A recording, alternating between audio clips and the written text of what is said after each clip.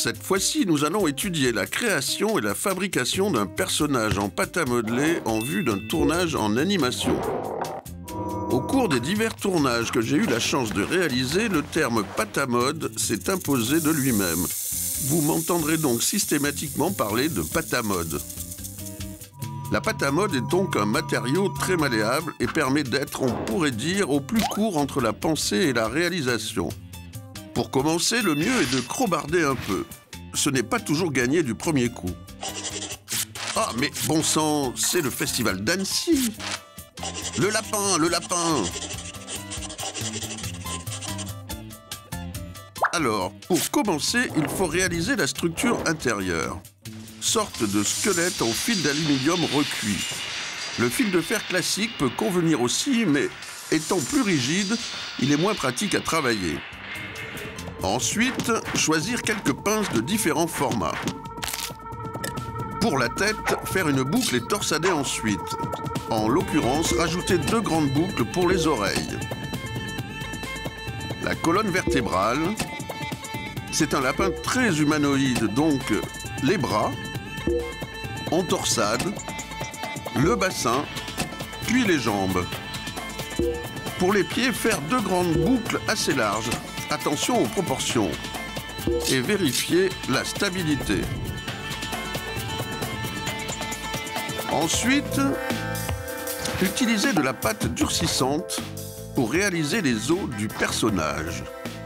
Ce qui permet au séchage d'avoir des parties rigides et de créer dans les intervalles des sortes d'articulations.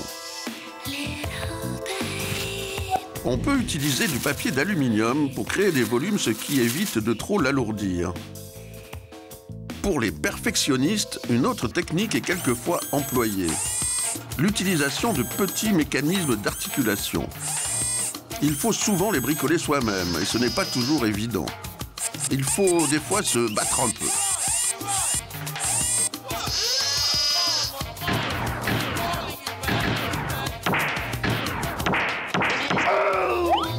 Oula, ouf.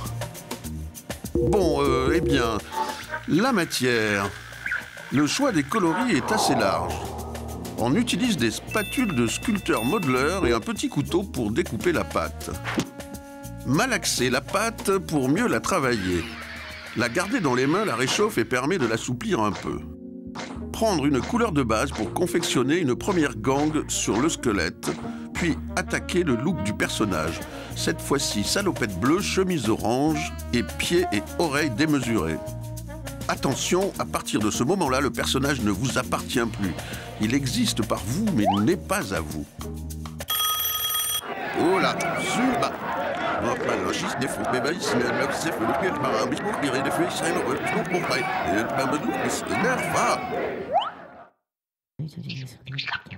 Ah, une revendication.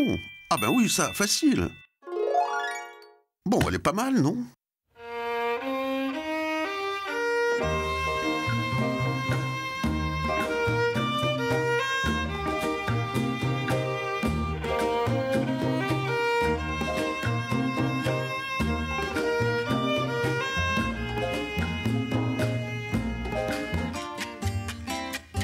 Waouh, le hors-bord, c'est le top du top.